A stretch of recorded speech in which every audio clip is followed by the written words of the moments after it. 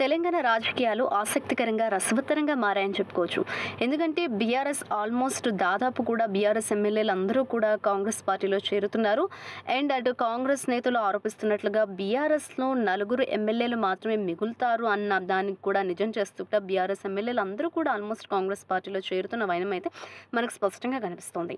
అటు నిన్న ప్రకాష్ గౌడ్ కావచ్చు బీఆర్ఎస్ ఎమ్మెల్యే, అండ్ ఇవాళ అరకపూడి కావచ్చు కాంగ్రెస్ పార్టీలో చేరారు. అండ్ వెరీ సూన్ అటు బీఆర్ఎస్‌కు చెందిన ఒక ఎమ్మెల్సీ కూడా కాంగ్రెస్ పార్టీలో చేరుతారన్నట్లుగా కూడా కన్ఫర్మ్ అయింది. అలాగే గ్రేటర్ హైదరాబాద్‌కి సంబంధించి హైదరాబాద్ పరిధిలో ఉన్న బీఆర్ఎస్ ఎమ్మెల్యేలు కూడా కాంగ్రెస్ పార్టీలో వెరీ సూన్ చేరుతారన్నట్లుగా కూడా టాక్ వినిపిస్తోంది.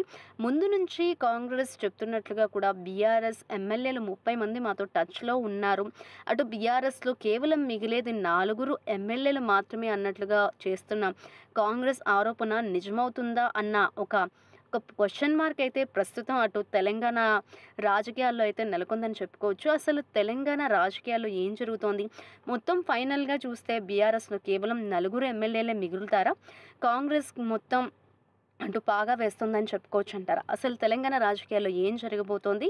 ఇదివరకు ఎలక్షన్స్‌లో బీఆర్ఎస్ ఏమైతే స్ట్రాటజీ పాటించిందో అదే విధంగా కాంగ్రెస్ కూడా అటు ప్రతిపక్ష పార్టీలో ఉన్న ఎమ్మెల్యేలందరినీ కూడా తన పార్టీలో చేర్చుకుంటూ అటు అసలు ప్రతిపక్షమే లేకుండా చేసుకుంటోందా అనేదైతే ప్రస్తుతం అందరికీ ఉత్పన్నమయ్యే ప్రశ్న అనే చెప్పుకోవచ్చు.